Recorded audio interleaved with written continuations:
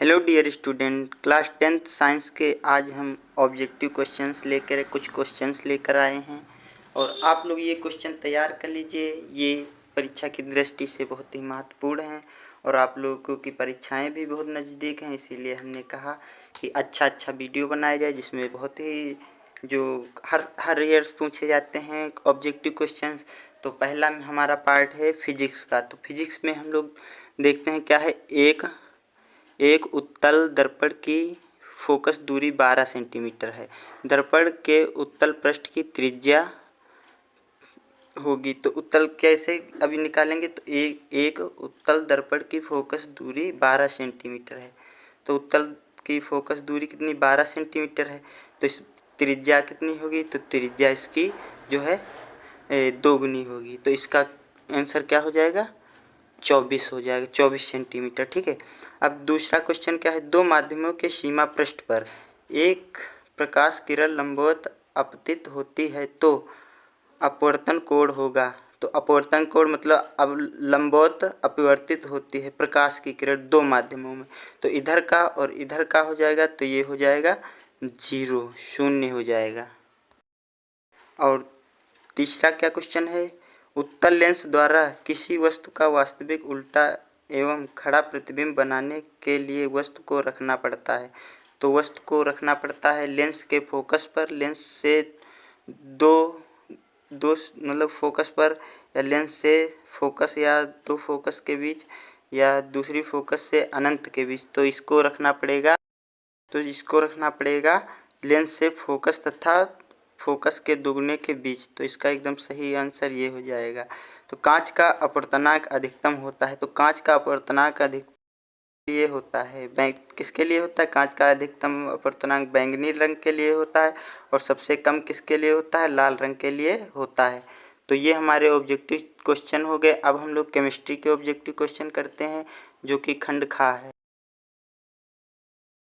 तो एक विलेन का पीएच मान 3 है तो विलेन होगा। तो जब 3 होता है तो ये हम बता दें कि जो 7 के ऊपर होता है तो वह अम्ल होता है, 7 के नीचे होता है तो ये क्षार। तो पीएच मान इसका 3 है तो ये हो जाएगा अम्लीय, ना कि क्षारीय। तो ये अम्लीय एकदम थर्ड सही है। तो विकर्ण संबंध रखने वाले तत्व कौन से हैं।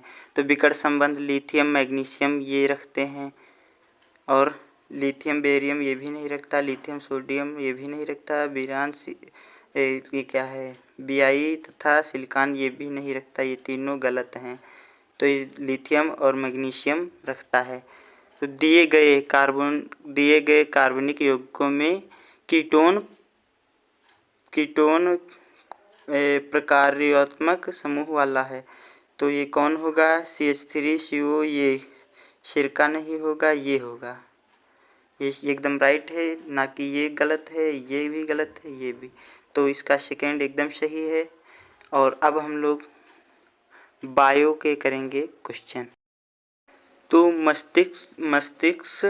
मस्तिष्क उत्तरदायी होता है तो सोचने के लिए, हृदय स्पंदन के लिए, शरीर का संतुलन बनाने के लिए, उपयुक्त सभी। तो ये मस्तिष्क जो है सभी कार्य करता है, सोचने में भी कार्य करता है, हृदय के स्पंदन में के लिए भी, और शरीर का संतुलन बनाने के लिए, सभी के लिए भी मस्तिष्क कार्य करता है।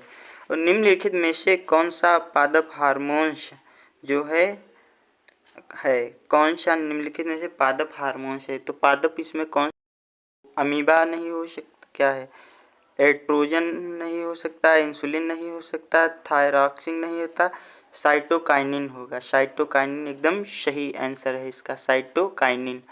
और थर्ड क्वेश्चन है अलैंगिक जनन मुकुलन द्वारा होता है।